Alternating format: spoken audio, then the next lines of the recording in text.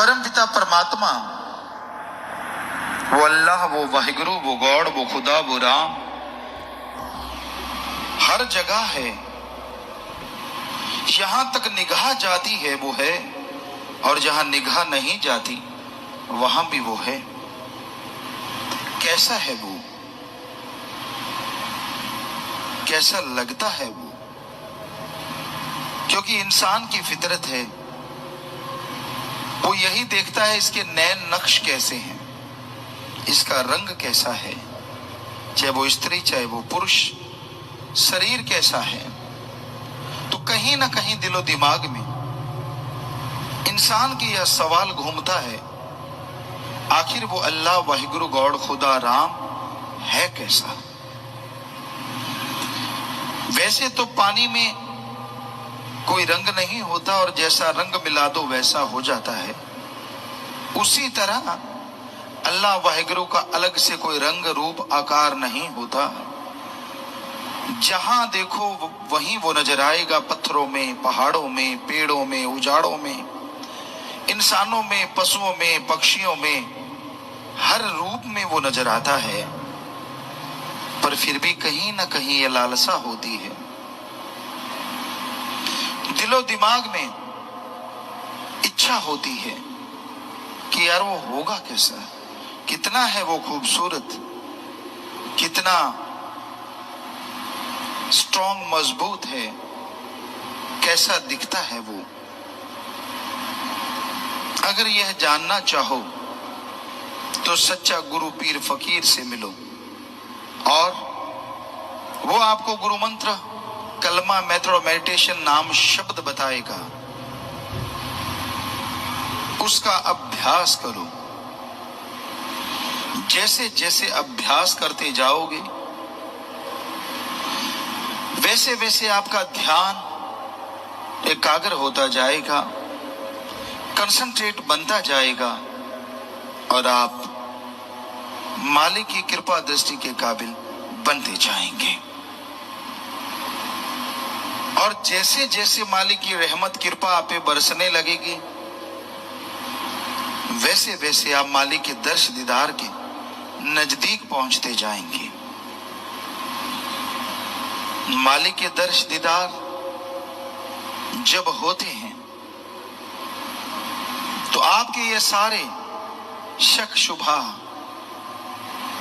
Doubt clear हो जाते हैं। जब उसका नूरानी चेहरा देखते हैं, नूरानी मुखड़ा देखते हैं, आप इंसान हैं, सर्वश्रेष्ठ जोनी इंसान की है, इसलिए मालिक दर्शन भी देगा तो गुरु सदगुरु इंसान के रूप में, पर वो नूरी स्वरूप होगा। क्योंकि भगवान अगर आपको पशु के रूप में नजर आएगा तो आप पे असर क्या होगा? हालांकि वो उसमें भी है, क्योंकि आप तो खुद मुख्तियार जून हैं, सबसे उत्तम जून हैं, इसलिए वो दर्शन तो ऐसे जून में ही देगा, पर उसका नूरी स्वरूप होगा। संतों ने बताया कि जब मैं अपने सदगुरु मुर्शिद कामिल के नूरी स्वरूप को देखता हूं तो मैं तो बेइंतहा खुश होता हूं, पर उसमें इतना नूर है कि चंद्रमा गर्त में यानी पताल में धंस जाता है, उसके सामने बहुत बौना है। सूरज शर्म से अपनी रोशनी खत्म कर बैठता है, इतना नूर है। किसी ने पूछा किसी से, तेरा सदगुरु फिर है कैसा? तेरा अल्लाह, तेरा वाहिगुरु, तेरा राम, गॉड, वो है कैसा? कहने लगा, क्या बताऊं? कहता यार कुछ तो बता। वो दूध जैसा, कितना, वो तो उबाला आ जाए, कुछ देर पड़ा रहे तो फट जाता है। कहता फिर चंद्रमा जैसा, कहता उसमें तो दाग धब्बे हैं, उधार की रोशनी है। कहता सूरज जैसा, उसमें तो बहुत तपिश है, वो तो जला देता है, उसके पास तो कोई जा ही नहीं सकता। कहता शहद जैसा, कहता वो मीठा तो रहता है पर कुछ देर बाद काला पड़ जाता है। कहता फिर चीनी जैसा, कहता वो तो शरीर के लिए हानिकारक है, हद से ज्यादा अगर आप लेते जाओगे तो हानिकारक है। कहता फिर तेरा गुरु कैसा, कहता कलर दूध जैसा, रोशनी लाखों करोड़ों सूरज चंद्र जैसी, उसके पास जाओ ठंड की ही ठंड की मिलती है, वो किसी को जलाता नहीं है, दूर भगाता नहीं है। कहता मिठास शहद जैसी, गुड़ जैसी, चीनी जैसी, कहता इससे अरबों खरबों गुना ज्यादा मीठी, लेकिन वो सेहत बनाती है, आत्मा की खुराक कहलाती है और अल्लाह वाहिगुरु के दर्श दीदार करवाती है। ऐसी है वो मिठास। कहता वाह, तेरा सतगुरु, तेरा अल्लाह, तेरा वाहिगुरु, तेरा राम, तेरा गॉड तो फिर कमाल है। पर मैंने सुना है वो जन्म नहीं लेता, डेथ बर्थ के सर्कल में नहीं आता। कहता सच सुना है। कहता फिर आप कैसे कह सकते हो कि वो इंसान जैसा है? कहता वो बिना जन्म लेने के बाद भी जन्म लेता है, उसकी जिंदा तस्वीर हर जगह रहती है। यही तो उसका कमाल है, ना वो जन्म लेता है ना मरता है, पर फिर भी सबके अंदर जिंदा रहता है। जिसकी निगाह बन जाए वो देख लेता है, वरना बिना देखे कोई इस दुनिया से रुखसत हो जाता है। तो ऐसे परमपिता परमात्मा को यार बनाओ, दोस्त बनाओ, मित्र बनाओ। दुनिया की मित्रता, दुनिया की यारियां, दोस्ती मतलबी है, स्वार्थी है, गर्जी है, सब गर्ज से बंधे हैं। जब तक गर्ज है तो प्यार करते हैं, और गर्ज नहीं तो बात नहीं करते। उस मुर्शिद से, सतगुरु से, अल्लाह वाहिगुरु राम से ज्ञान लो, और फिर सतगुरु अल्लाह वाहिगुरु को देखो जरूर। वो बेगरज है, इसके बावजूद भी वो आपकी हर गरज पूरी कर सकता है।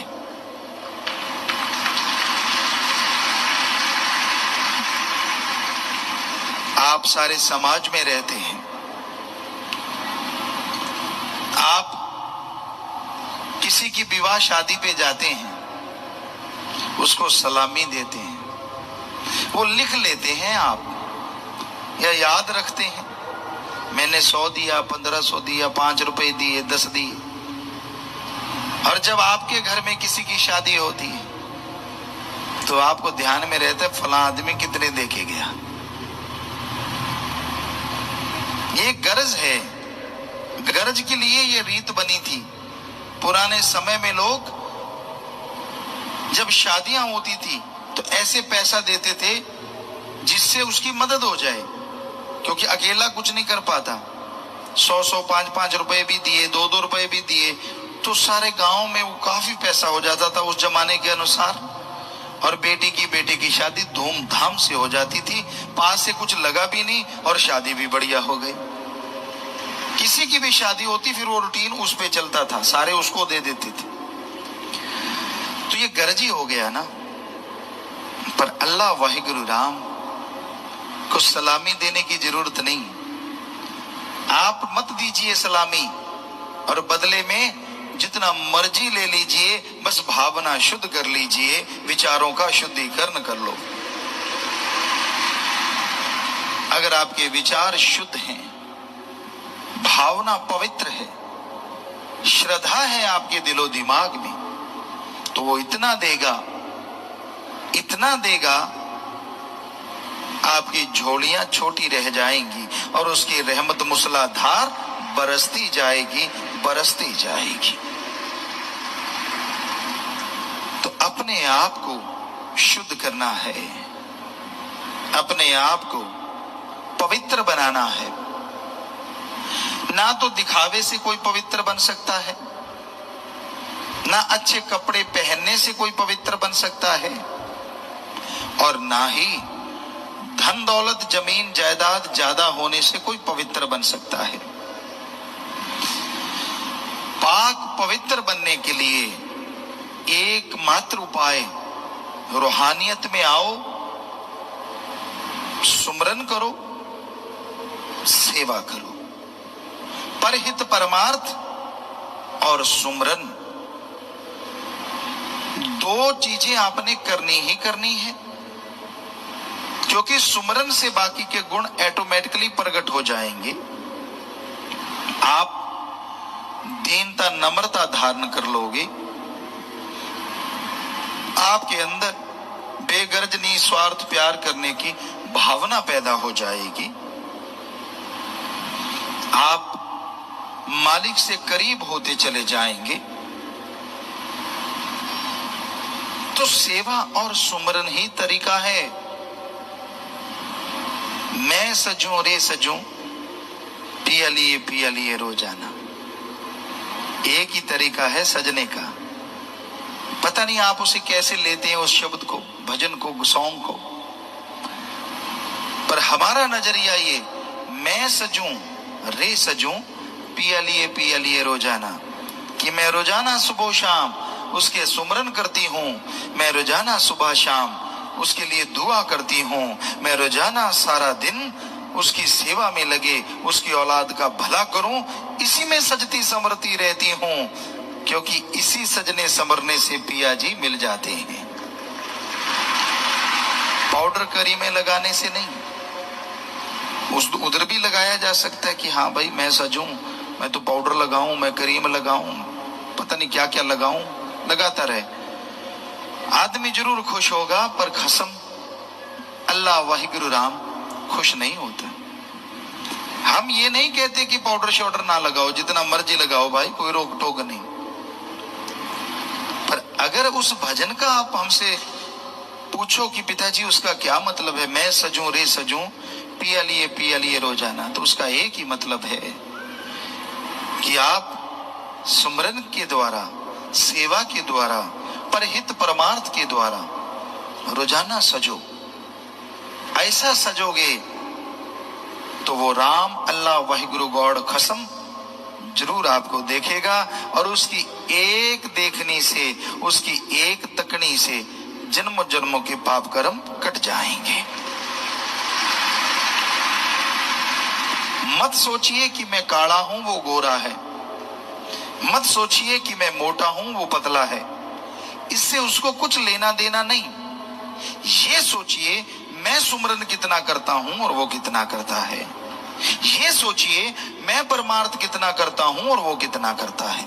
कंपटीशन करना है तो सुमरन का करो, कंपटीशन करना है तो सेवा का करो, फिर कसम कैसे नहीं पास आएगा, हम आपको गारंटी देते हैं, अंदर बाहर दौड़ा चला आएगा। सेवा और सुमरन एक ऐसे जज्बात है, इंसान के अंदर जैसे जैसे ये बढ़ते हैं त्यों त्यों परमपिता परमात्मा उनकी तरफ बढ़ता है। तो अपने जज्बात सेवा और सुमरन में लगाएं। सेवा का मतलब होता है दीन दुखियों की मदद करना, और सुमरन भक्ति इबादत करना। सेवा तन मन धन से की जा सकती है। तन से किसी एक्सीडेंट में तड़पते हुए को हॉस्पिटल पहुंचा दीजिए, अंधे को रास्ता दिखा दीजिए, किसी फंसे लाचार को छुड़वा दीजिए। धन से किसी का इलाज करवा दीजिए, किसी गरीब की बेटी की शादी नहीं होती, शादी करवा दीजिए। कोई बुराइयों में फंसा हुआ है उसे राम नाम से जोड़ दीजिए। मन से सत्संग सुनिए और सुनवाइए, नाम चर्चा में बैठिए और दूसरों को वह बैठने के लिए प्रेरित कीजिए, और भक्ति भक्ति इबादत खुद भी करो, दूसरों को भी जोड़ो। मन जो पुट्ठी बात कहता है, गलत बात कहता है, हमेशा उससे लड़ते रहो। आत्मिक बातों को ऊपर रखो और मनमती बातों को दबा दो। यकीनन ये मन की सेवा है, पर इन सब को करने की प्रेरणा इंसान को मिलती है अगर वो सत्संग सुने। कोई पीर फकीर मिले, ना वो ठगी मारता हो, ना वो पैसा लेता हो, ना वो चढ़ावा लेता हो, राम नाम से सबको जोड़ता हो, भक्ति इबादत की बातें करता हो, जो उनकी बातें सुन के अमल किया करते हैं, उनके घरों में बेशुमार खुशियां आ जाया करती हैं। तो मालिक की दया में रहमत, उसकी तमाम खुशियों को हासिल करने के लिए अति जरूरी है कि आप मालिक के नाम का सुमरन करें, भक्ति इबादत करें, ताकि गम दुख दर्द चिंताएं मिटती चली जाएं। इस कलयुग में नहीं, हर युग में इंसान की इच्छा रही है शरीर को सुख मिले, परिवार को सुख मिले, आत्मिक सुख मिले। पर आज कलयुग में एक इच्छा और भी प्रबल है, वो है धन दौलत, जमीन जायदाद। हम नहीं कहते कि धन दौलत नहीं कमाना चाहिए, कमाओ, पर किसी का हक मार के खाओगे तो आपके लिए वो जहर होगा। ठगी बेईमानी से कमाओगे, भ्रष्टाचार से कमाओगे तो आपके और परिवार के लिए जहर होगा। इसलिए कभी भी किसी का हक मार के ना खाओ। हक जो भी पराया खाते हैं वो हमेशा दुखी रहते हैं। पर आज के दौर में लोगों के पास लेना बैंक है, देना बैंक कम है। उनको दो तो वो आपके गीत गाएंगे, अजी आपके श्लोक बनाएंगे, आपके शेर बनाएंगे, आपकी उपमा करेंगे, बिना वजह आपको मान बढ़ाई देंगे, वाह वाह वाह वाह वाह वाह वाह, क्योंकि उनको पता है उनकी वाह वाह से नोट ज्यादा आएंगे। हम नहीं कहते किसी को वाह वाह नहीं कहना चाहिए, कहो, पर जायज, नाजायज नहीं। अगर वास्तव में कोई वाह वाह का हकदार है तो जरूर कहो, पर अगर आपको लगता है कि उसका काम तो इस काबिल है ही नहीं और आप बहुत ज्यादा वाह वाह करते हैं, तो साफ पता चलता है कि आप खुद गर्ज जरूर होंगे, या फिर आपको कोई गर्ज है, या आपने कुछ लेना होगा। सच्चा मित्र कौन होता है? सच्चा मित्र वो नहीं होता जो आपकी कमियों को देख के वाह वाह करे। सच्चा मित्र वो होता है जो आपके मुंह पे आपकी कमियां बता देगी। वो मित्र ही क्या हुआ जो आपकी कमियां देखते हुए भी अनदेखी कर देता है। मित्र का फर्ज है कि वो यह बताए कि भाई मैं तेरा दोस्त हूं, मेरा फर्ज है तुझे सच बताना, और सच ये है कि तेरे में ये कमियां हैं, इनको दूर कर। मान लीजिए कोई आपके सामने, आपका दोस्त अपने मां बाप यानी खुद के मां बाप की निंदा कर रहा है और आप चुपचाप सुन रहे हो, यह गलत बात। बल्कि आप अगर उसके सच्चे दोस्त हो तो उसे रोक दो, यार मां बाप की निंदा मत कर। अरे तू भी तो उन्हीं का खून है, अगर वो बुरे हैं तो तू अच्छा कहां से हो जाएगा। सच्ची बात कड़वी तो जरूर लगती है, लेकिन सच कहने से आपके दिल पे बोझ नहीं रहेगा, और हो सकता है आपकी उस सच से आपका दोस्त भी बदल जाए और वो मां बाप की निंदा ना करके पापों का भागीदारी ना बने। दोस्त हर समय साथ देता है। ये नहीं होता कि जब दुख दर्द परेशानी आई दोस्त भाग गया और जब सुख सुविधा आई तो दोस्त साथ हो गया। ये कोई दोस्ती नहीं होती। सच्ची दोस्ती के मायने होते हैं कि हर समय एक दूसरे का साथ देना। पर ऐसा दोस्त क्या आपको लगता है इस दुनिया में हर किसी को मिलता होगा? बहुत मुश्किल है। आज तो लोग राम राम भी तब करते हैं अगर सामने वाले की जेब में पैसे हों। इतने खुदगर्जी हो गए हैं, इतने स्वार्थी हो गए हैं कि अगर गर्ज है तो नमस्कार है और गर्ज नहीं है तो कोई किसी का नाम नहीं लेती। लोगों के अंदर क्या चलता है और कितनी जल्दी बदल जाते हैं ये कहा नहीं जा सकता। आपको एक उदाहरण देते हैं। हम राजस्थान में जन्मे पले बड़े हुए, वहां जीव जंतु बहुत तरह के पाए जाते हैं। एक का आपने नाम सुना होगा, गिरगिट। आपने नाम सुना है, हमने उनके अंदर खेले हैं। गिरगिट नरमे की छटियों पे खड़ी थी, बन छटी पे, और उसका रंग बिल्कुल ब्राउन ब्लैक था। हमने देखा अच्छा ये गिरगिट है, तो हमने उसको हिलाया तो वो बालू रेत पे भाग गई। बालू रेत पे वो जाके रुकी, 5 सेकंड या 7 सेकंड में उसका रंग बालू रेत जैसा हो गया। हमें बड़ा आश्चर्य हुआ, पहली बार उसे देखा था। उसको फिर भगाया तो वो दीवार पे चढ़ गई। दीवार का रंग नेचुरली गेरुआ होता है, ईंटों की दीवार, तो उस पे कुछ 5-7 सेकंड हुए होंगे कि गिरगिट का रंग भी गेरुआ हो गया। तो आदमी कहते हैं ना कि गिरगिट की तरह रंग ना बदलो, पर आजकल गिरगिट छुप गई, कहीं नजर नहीं आती। पता क्यों? क्योंकि उसको रंग बदलने में 7 सेकंड लगते हैं और आदमी बात करते करते रंग बदल देता है। आपके चेहरे को देखेगा, चेहरे पे अगर गुस्सा है तो सामने वाला बोलते बोलते बदले, झट से यू टर्न। मतलब गिरगिट बेचारी कहती मेरी क्या जरूरत है, जब आदमी गिरगिट बना हुआ है। तो इस गिरगिटी इंसान से भगवान बचाए तो बचाएगी, वरना आदमी आखिर कब तक बचेगा? पल पल रंग बदलते हैं लोग। स्वार्थ हो तो गधे को बाप कहते हैं, और स्वार्थ नहीं तो अपने बाप को भी बाप कहने में शर्म आती है आज के लोगों को। और हम बिना वजह किसी बात को कहते नहीं। हम पढ़ा करते थे, एक सज्जन थे, हम टूर्नामेंटों में जाया करते थे, वहां एक सज्जन थे। हम जानते थे कि उनके पिता बिल्कुल गरीब हैं, धोती पहनते हैं, ठीक है, घर कपड़े पहनते नॉर्मल से, लेकिन वो फूंफा, मैं ये हूं, मैं वो हूं, मैं फला हूं।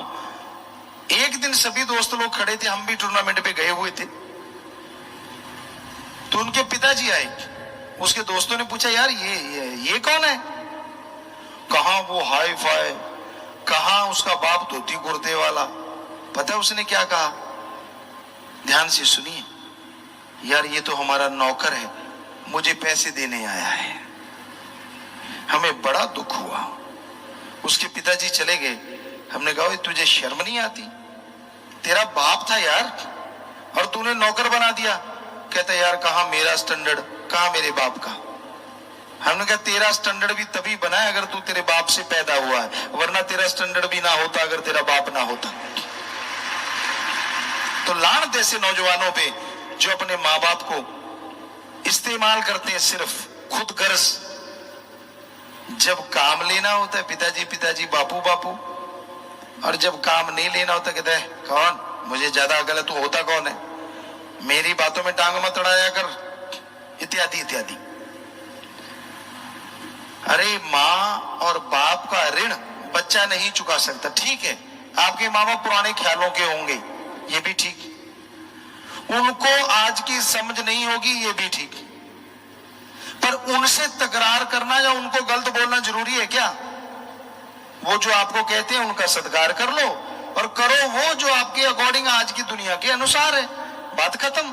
ना तो उनका दिल दुखे और साथ में आप अपना काम धंधा भी करते रहे। हाँ, जो माँ बाप नशेड़ी हैं, गलत काम करते हैं, उनके कहे से गलत काम ना करो, बल्कि उनको बदलो, तो आपका ऋण उतर जाएगा जो माँ बाप का ऋण होता है। खोल कन जी बात है विचार की, जन्म दुर्लभ को जुए में न हार जी, इसके मिलने में लगता है समय बेशुमार जी।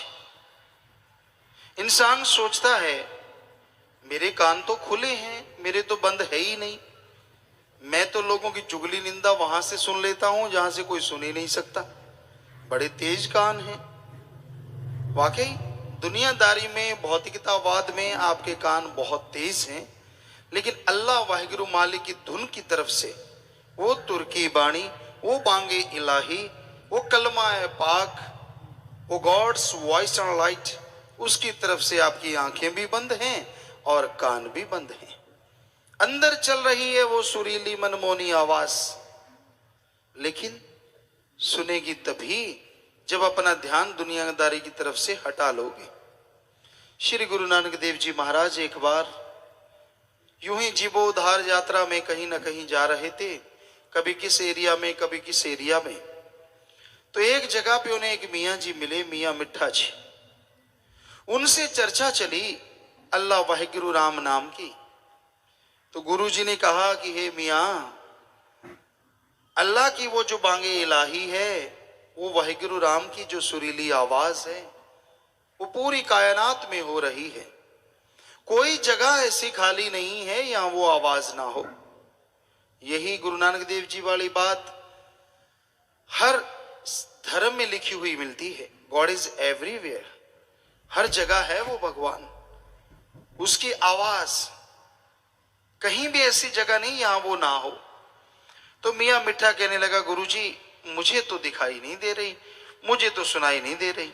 तो गुरु नानक देव जी मुस्कुराए, मियाँ मिठा जी ऐसे नहीं दिखाई देती, ऐसे नहीं सुनाई देती, पहले ध्यान को मालिक की याद के साथ जोड़ना पड़ता है। दुनियादारी की तरफ से ध्यान हटा के अपने 10वें द्वार तिल ज्ञान चक्षु नॉलेज थर्ड आई, यहां पे ध्यान को लगाओ।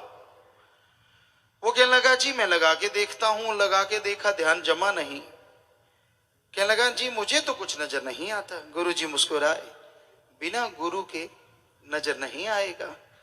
ठीक है मियाँ मिठा जी, हम तुझे नाम देते हैं, ये ले नाम। नाम दिया, हाथ स्पर्श किया, अब देख क्या है। उस मियाँ जी ने आंखें बंद की, खोले ही ना। तो बालाजी मर्दाना जी बैठे थे पास, कहने लगे बाबा ये तो आंखें बंद कर गया, अब खोल ही नहीं रहा। गुरु नानक देव जी मुस्कुराए, कोई बात नहीं, अभी रुको। थोड़ी देर बाद गुरु जी ने हाथ फिर लगाया तो मियाँ मिठा जी ने आंख खोल दी। कहा तो वो गुरु नानक देव जी को एक पीर कह रहा था। पीर मतलब कोई भी पीर फकीर, मुर्शिदे कामिल वो होता है जो रूह को मालिक से मिला दे और मालिक से एक रूप हो जाए। तो उसने आंखें खोलती कहा, हे मेरे पीरो मुर्शिदे कामिल, हे पतित उद्धारण, पापियों का उद्धार करने वाले, हे रहमो करम के मालिक। वो दोनों शिष्य जो बाला मर्दाना थे बैठे हैरान कि यार ये पहले तो पीर पीर कह रहा था, अब इसे क्या हो गया। बस आंखें गुरु जी पे टिकी हुई हैं। कहने लगा, हे मेरे मौला, वाकई वो वाहिगुरु वो अल्लाह राम नाम की धुन आपने जो कहा है वो तो मेरे लहू में लहू बन के दौड़ रही है। मेरी रग रग से राम नाम की तरंगे जा रही, करंट जा रहा है, मैं नाच रहा हूं, मैं खुशी से मगन हो गया हूं। मुझे पता नहीं दुनियादारी का दुनिया में क्या है क्या नहीं, पर हे मेरे मालिक, वाकई वो मालिक की आवाज, वाहिगुरु अल्लाह राम की आवाज बड़ी ही सुरीली है। मैं मस्त हो गया, मैं नशा गया, मैं अंदर बाहर से माला माल हो गया। सो कहने का मतलब वो धुन कहीं गायब नहीं हुई। प्रलय आ जाए चाहे महाप्रलय, प्रलय में त्रिलोकियां और महाप्रलय में ब्रह्मलोक तक खात्मा हो जाता है, लेकिन वो अल्लाह वाहिगुरु राम नाम की धुन, वो अनहद नाद, वो तुर्की बाणी, वो बांगे इलाही चल रही थी, चल रही है, चलती ही रहेगी। वो कभी भी गायब नहीं हो सकती। इसका मतलब वो अब भी है। तो अगर मियाँ मिट्ठे को सुन सकती है तो आपको क्यों नहीं सुन सकती? अपने ध्यान को एकाग्र करो, एकाग्रता लाओ, ध्यान में कंसंट्रेट बनाओ। जब तक ध्यान एकाग्र नहीं करोगे वो आवाज सुनाई नहीं देगी, और जब वो आवाज सुनाई देगी तो दुनिया की गंदगी दूर होती नजर आएगी, कुछ और सुनाई नहीं देगा। बड़ा ही मजा है, बड़ी लज्जत है, बड़ा स्वाद है। सीधी सादी भाषा में हम आपको बताया करते हैं, दुनिया में कई तरह के लोग हैं, अलग अलग तरह के, और अलग अलग चीज उन्हें पसंद है। किसी को तो जीभा का स्वाद मीठा पसंद है, नमकीन पसंद है, किसी को कड़वा भी पसंद है, और किसी को इंद्रियों के भोग विलास। दो तरह के स्वाद हैं, जीभा का स्वाद, इंद्रियों के भोग विलास। किसी को इंद्रियों का भोग विलास पसंद है, कोई रिश्ता नाता नहीं, सब खत्म इस दुनिया में इस वजह से। और हम आपको गारंटी देते हैं कि ये जीभा का स्वाद क्षणिक है। जब तक रसगुल्ला, लड्डू, जलेबी मुंह में है तो मीठा है, और अंदर गया तो थोड़ी देर के बाद बकबका बकबका। इंद्रियों के भोग विलास में जब तक डूबे हो स्वाद है, और जब वो भोग विलास हो चुका तो थक के चूर हो जाओगे, कोई स्वाद नहीं रहेगा, बल्कि पहले वाला नूर भी गायब हो जाता है। पर हम आपको गारंटी देते हैं, अल्लाह वाहिगुरु राम नाम में ऐसा स्वाद है जो आपको जो भी दुनिया में चीज स्वाद है उससे अरबों गुना बढ़ के और परमानेंटली है, हमेशा बना रहता है। क्षणिक नहीं, कभी चढ़ गया उतर गया, चढ़ गया उतर गया, ऐसा नहीं।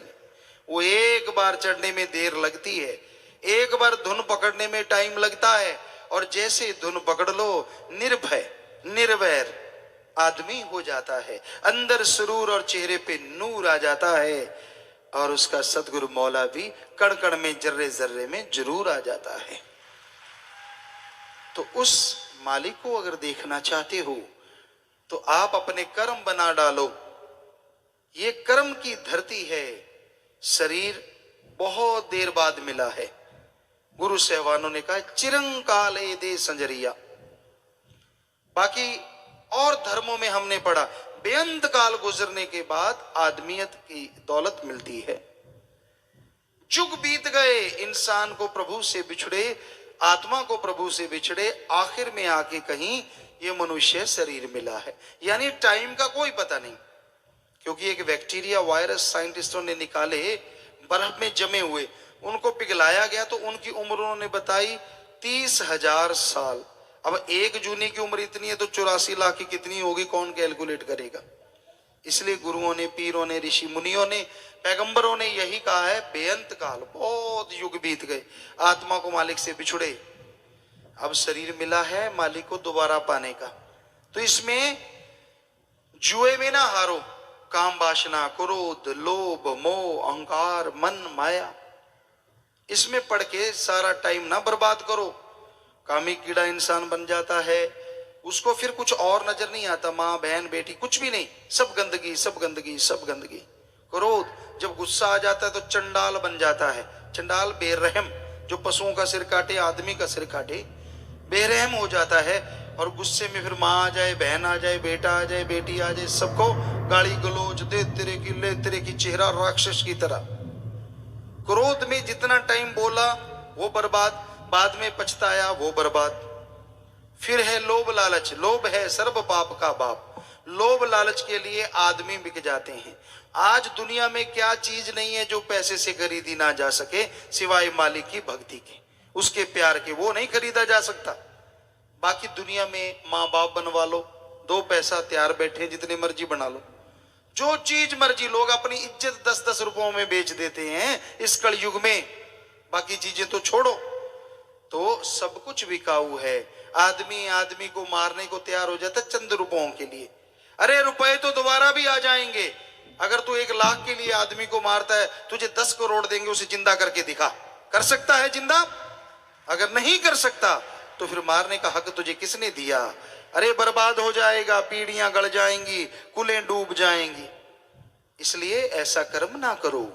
सो ये लोभ लालच में पड़ के तो आदमी करता है। बेटे ने बाप को मार दिया, बाप ने बेटे को मार दिया, बेटी ने बाप को मार दिया, परिवार को मार दिया। खबरें आती रहती हैं, लोग सुनाते रहते हैं, ऐसी चर्चा होती रहती है जरा जरा सी बात पे। और फिर है अहंकार। अहंकार भी कोई कम नहीं। किसी को ऊंचे धर्म का, मैं बड़े धर्म में हूं। बड़े धर्म में तू ताज लेके पैदा हुआ है, जो छोटा के पूंछ लेके पैदा हुआ हो, सब एक ही मां के गर्भ से आए। क्या छोटा बड़ा लगा रखी है? कोई छोटा बड़ा नहीं है। जैसा कोई अच्छे कर्म करेगा वो अच्छा है, बुरे कर्म करेगा वो बुरा है। कोई धर्म जात मजहब में ये चक्कर नहीं होता। पर अहंकार, किसी को राज पहुंच का, मेरी पहुंच ऊपर तक है। किसी को अपने बच्चों का अहंकार, 10-20 हो गए, कहता मैं, मेरे सामने कोई बोल के दिखाए, अरे रावण के 2.25 लाख थे, तेरे 10-20 ही हैं, ऐसे मुझे ऐंठता फिरता है।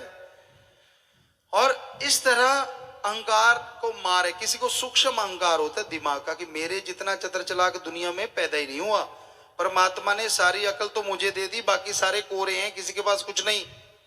अंदर का सूक्ष्म अहंकार, वो पता नहीं चलता, पर अंदर अहंकार होता है कि मैं ही जानकार हूं, मैं समझदार, बाकी सारे पागल।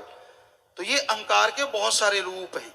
किसी को पैसे का, जमीन जायदाद का अहंकार ना करो। अहंकार को मार हमेशा पड़ती आई। और फिर है मोह ममता। ये भी बड़ी बुरी बला है। बच्चों के लिए कमाना, बच्चों को खिलाना, उनके लिए पैसा बनाना, मेहनत की कमाई, कड़ा परिश्रम, हक हलाल, दसानुआदि किर्त, कोई गलत नहीं, ये कर्तव्य है, ये फर्ज पूरा करना है। लेकिन किसी की जेब काट के खाना, ठगी, बेईमानी, भ्रष्टाचार, रिश्वतखोरी, ये सारे महापाप हैं, महापाप। सारे धर्मों में कहीं भी लिखा दिखा दो, ठगी मारो, बेईमानी करो, झूठ बोलो, निंदा करो, कहीं लिखा हो हम सत्संग छोड़ देंगे। और बताइए, कहीं नहीं लिखा। हमने सारे धर्म पढ़े हैं, कहीं नहीं लिखा। बुरा कर्म तो बुरा है, हर धर्म कहता है। और फिर मन माया, उनका तो कहना ही क्या है। मन ने तो दिमाग ही बदल रखा है। आज आदमी का दिमाग मन बना पड़ा है। सारा दिन बुरी सोच, सारा दिन घटिया सोच, निंदा चुगली करवा लो, सारी दुनिया की करता रहेगा। जब राम नाम जपना पड़ जाए तो बस। साईं जी के समय की बात आपको सुनाते हैं। बेपरवाह मस्ताना जी महाराज बात सुनाते, नाम जपना बड़ा औखा है भाई, राम नाम लेना बड़ा मुश्किल है भाई। कहते बाबा ऐसे कैसे? कहते दिखाएंगे कभी। एक दिन कोई भाई था तो गोबर उतार रहा था, खाद, रूढ़ी दी खाद आमतौर पे डालते हैं, तो वो गोबर उतार रहा था, खाद डाल रहा था। तो साईं जी कहते इसको बुलाओ भाई। उसको बुलाया, इधर आ भाई, क्या करता है? कहता साईं जी ये खाद डालता हूं, भर के लाता हूं, गाड़ा उतार देता हूं, मैं नौकर हूं उनका। कहते कितना लेता है? कहता 1 रुपया। उस समय की, पुराने टाइम की बात। साईं जी कहते अच्छा तुझे अगर 2 या 5 रुपए दें तो? कहता जी करना क्या होगा? कहते करना कुछ नहीं, बस बैठना है। कहता है? कहते हाँ। कहते फिर क्या करना? कहते जब पहले तो नहा के आ, फिर अच्छे कपड़े पहन ले, खा पी ले थोड़ा सा। कहते जी ठीक है, आ गया तैयार होके बिल्कुल। कहते ठीक है, पालथी मार के ये ले राम का नाम, इसको जपता रहे, तू 2 नहीं 5 दे देंगे तुझे शाम तक। घंटे जपा, हाथ जोड़ के आ खड़ा हुआ। साईं जी कहते कैसे भाग आया भाई? कहता साईं जी ना तो लूं थारा 5 रुपया, ना जपू नाम, मैं तो गंदगी उठा लूंगा, मुझे तो एक ही काफी है, राम नाम नहीं जपा जाता मेरे से। तो साईं जी मुस्कुरा के कहने लगे, कहा था ना गंदगी उठा सकता है, पर राम नाम जपना इसको कितना मुश्किल लगता है। जाप में तो बैठते ही नहीं ना, सुमन तो करना ही नहीं, इधर उधर की मरवा लो, बातें करने में तो उड़ते हैं, उड़ते तरह तरह की बातें। वो कहते, कहावत है, आसमान को पेबंद लगा देते हैं लोग बातों में, लेकिन राम नाम जपना मुश्किल है।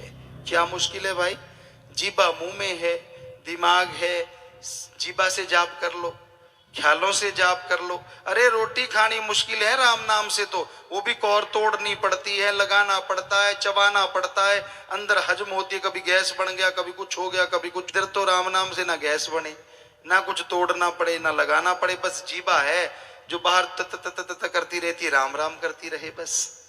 इधर लगा लो ना इसको, बुल्ले शादी के तरह, इधरों पटके इधर लोना, मंदा की समझो ना। वो प्याज की पनीरी थी, वो लगा रहे थे, तो कहने लगे, किसी ने कहा साईं जी मन समझाना। कहते इसमें बड़ी बात है भाई, ये उठाओ इधर लगाओ बस, जैसे इधर से उठा के इधर लगा दिया, दुनियादारी से हटा के राम की तरफ लगा दो, तो अपने आप मन लग जाएगा जब राम राम करोगे। अरे मरा मरा करके महापुरुष बन सकता है तो राम राम करके आदमी राम को कैसे नहीं पा सकता। सो बात आपके हाथ में है, सुमरण करना अति जरूरी, तभी खुशियां मिलती हैं, तभी दया में रहमत बरसती है। बचनों पे पक्के रहो, सुमरण करते रहो। मालिक दिखावे में नहीं, मालिक अमलों में, अमलों से मिलता है। उत्थे पुछनी नहीं किसे तेरी जात, अमला नाल होणगे नवेड़े। सो वहां किसी ने जात नहीं पूछनी, तू किस जात से है, तेरे पास कितने नोट थे, कैसे कपड़े पहनता था, ना, कोई लेना देना नहीं। परमात्मा को इससे कुछ लेना देना नहीं। अमल, अमल कितना करता है, जो संतों ने, गुरुओं ने, पीर पैगंबरों ने बताया उस पे चलता कितना है। जितना चलेगा उससे कई गुना बढ़ के इस कलयुग में मालिक फल जरूर बख्शेंगे। जिस काम के लिए आया है उसे भुलाना नहीं। इंसान का असली मकसद, असली उद्देश्य आत्मा को आवागमन से आजाद करवाना है। जन्म मरण के चक्कर में सदियों से आत्मा फंसी हुई है, शरीर धारण करती है, उसमें कष्ट उठाती है, जन्म का कष्ट, मरने का कष्ट और पूरे जीवन का कष्ट। फिर से नया जन्म, फिर से वही सब कुछ दोहराया जाता है। यूं 84 लाख शरीरों में घूमते घूमते बिल्कुल आखिर में मनुष्य शरीर मिलता है। इसमें उस परमपिता परमात्मा की, अल्लाह वाहिगुरु गौड़ खुदा रब की भक्ति इबादत की जाए तो आवागमन से आजादी मिले, जन्म मरण से आजादी मिले और आत्मा मालिक की गोद में बैठ के निज धाम जाए, या हर समय परमपिता परमात्मा के दर्शन हो और अंदर बाहर से आत्मा माला माल हो जाए। जब तक आत्मा इस शरीर में है तो भी परमानंद की प्राप्ति हो, और शरीर छोड़ के जाए तो भी मालिक की दया में रहमत से उसी में समा जाए, उसी की हो जाए, हमेशा दर्शन पाए और ऐसा परमानंद पाए। दुनिया में जिस भी चीज से आपको आनंद मिलता है उससे अरबों गुना बढ़ के मालिक के चरणों में आनंद है, नशा है, लज्जत है, स्वाद है। तो ऐसा आनंद आत्मा हासिल कर सकती है। पर आत्मा का अगर खुराक दिया जाए, आत्मा का अगर काम किया जाए, और कामों में जीव जितना फंसता चला जाता है उतना ही दुख कलह कलेश के नजदीक होता चला जाता है, उतना ही परेशानियां, उतने ही दुख तकलीफ इंसान को घेरते रहते हैं। असल में इंसान का अपना ही बनाया जाल इंसान के लिए भारी हो जाता है। जरा सोच के देखिए, जन्म के बाद आपको क्या परेशानी थी? रोते थे, दूध मिल जाता था, टट्टी पेशाब चारपाई पे करते थे, किसी चीज का फिक्र ही नहीं था। जैसे जैसे उम्र बढ़ती गई, फिक्र बढ़ते गए, परेशानियां बढ़ती गई। कभी खिलौनों का चक्कर, तो कभी दूसरे से बड़ा बन के दिखाने का चक्कर, तो कभी दूसरे के सामान को अपने पास लाने का चक्कर। धीरे धीरे उम्र बढ़ी, फिर खेलों में और विषय विकारों में ध्यान जाने लगा।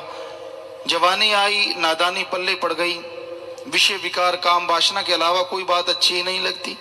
बैठता है तो बुरी बात, देखता है तो बुरी बात, अच्छाई में भी बुराई नजर आती है, बुराई में बुराई तो नजर आएगी आएगी, ऐसी उम्र होती है।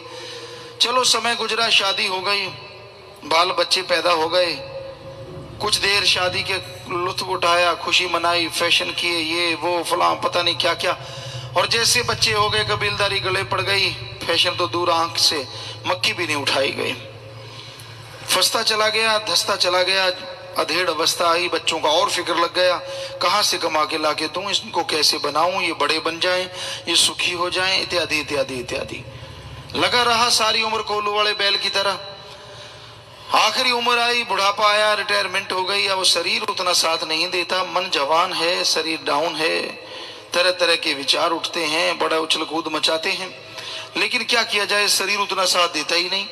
तो उस मन के पीछे लग के चलता है तो कहीं ना कहीं चोट खा बैठता है, चाहे वो आत्मा की चोट है, चाहे मन की चोट है, चाहे शरीर की चोट है। तो इस तरह फंसता चला गया, भूल गया अपना असली काम, भूल गया अपना असली मकसद। असली मकसद इंसान का अल्लाह वाहिगुरु की भक्ति इबादत, वो अगर करेगा तो यहां इस जीवन में भी सुख है। लोग अपना मकसद हासिल करने के लिए, माया के लिए क्या नहीं कर देते। कोई गुरमुखता नहीं, कोई राम नाम नहीं, और समय का फेर है। ऐसा भी समय था, आपको बताएं, हॉस्पिटल की बात ख्याल में आ गई। गुरु सर मोडिया में हॉस्पिटल बना तो कुछ सत्संगी डॉक्टर थे, कहने लगे गुरु जी हम सेवा करना चाहते हैं। बड़ी भावना, बड़ा जज्बा, उन्होंने सेवा शुरू की और हर वचन उन्होंने लिखना, हर वचन को मानना और ऐसी बेपरवाही का रहमो करम की उनके पौबारा पक्षी जो भी बात मरीजों के लिए करते, सुनते, अमल करते तो बेड़ा पार। ऐसे ऐसे मरीज जो बाहर कहीं से ठीक नहीं होते थे उस हॉस्पिटल में ठीक होने लगे और उन डॉक्टरों की तनख्वाह नाम मात्र।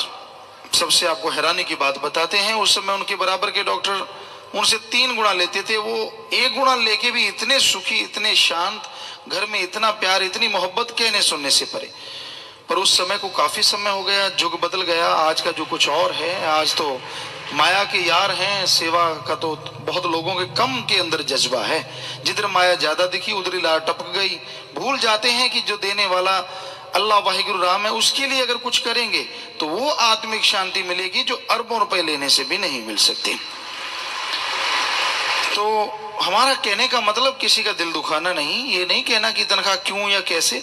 हमारा तो बताने का मतलब जब आदमी सेवा करता है उस जिंदगी को देखे और बाद की जिंदगी को देखे।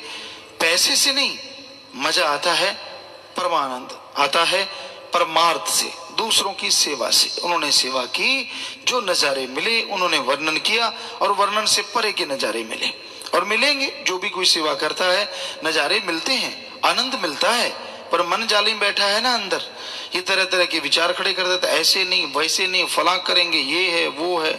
सो मन की ना मानो, ये लारे लगा के नरक ले जाए, बुरा होगा हाल। मन जालिम है। सो काम अपना है, परमार्थ करो, सबका भला करो, सुमरन करो ताकि आपकी आत्मा का भी भला हो, सुमरन करो ताकि परमार्थ में भी आपको ताकत मिले।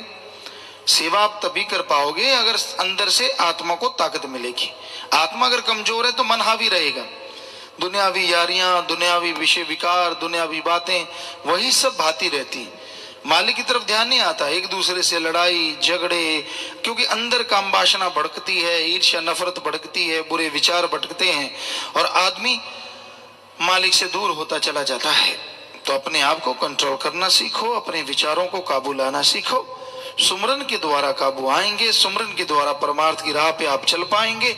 सुमरन ही है जो भले की बात सोचता है, सुमरन ही है जो इंसान को स्वार्थी से परमार्थी बना देता है। और धन्य वो माँ बाप जिनके बच्चे परमार्थ करते हैं। स्वार्थ तो सारी दुनिया करती है, उसमें धन्य करने वाली कौन सी बड़ी बात। धन्य तो वही कहलाएंगे स्वार्थ छोड़ के जो परमार्थ करते हैं। अपने लिए करोगे करो, वो फर्ज है, बच्चों के लिए कमाओ फर्ज है। जिनके बाल बच्चे हैं, जो है ही ऊंट की पूंछ की तरह, ना बाल बच्चा ना कुछ और, ना फिक्र ना पाका, उसका काम तो सुमरन और सेवा होता है। इन दोनों को छोड़ के जब भी वो भटकते हैं अपने को दुखी, परिवार को दुखी करते रहते हैं। तो इन दोनों में दिल लगाओ, सेवा करो, सुमरन करो और परमार्थ करो। जो घर गृहस्थ में है वो थोड़ा स्वार्थ में ध्यान दें कि जब भी परमार्थ से फुर्सत मिलती है मेहनत करो, हक हलाल कड़ा परिश्रम दशा नवादी कृत करो, तो मालिक उसमें भी कई गुना बरकत डाल देता है और परिवार वाले भी खुश और मालिक भी खुश रहता है। सेवा के लिए समय जरूर निकालो। 6 दिन आप पर चलो स्वार्थ करो, बहुत बड़ी बात है। 1 दिन ही परमार्थ कर लो, बहुत बड़ी बात है। तो इस तरह से अगर 1 दिन नहीं, महीने में 4-5 दिन इकट्ठे, 4 हफ्ते, तो 4 दिन तो बनते ही हैं। आप वो समय लगा दीजिए परमार्थ में, बारी बारी से लगा दीजिए। परिवारजन को सेवा का मेवा जरूर मिलता है, भयानक कर्म कट जाते हैं। आदमी को जब जिंदगी मिल जाती है उसका बदला वो किसी चीज से चुका नहीं सकता। हालांकि मन प्लानिंग करता है, ऐसे करेंगे फिर ऐसे करेंगे फिर ऐसे करेंगे, पर अगर जिंदगी खत्म हो जाती उस पॉइंट पे तो क्या करते। मालिक जिंदगी बख्शने वाला है, इसलिए उसके नाम जो जिंदगी लगा देते हैं, ऐसे माँ बाप धन्य करने के काबिल होते हैं जिनकी ऐसी औलाद पैदा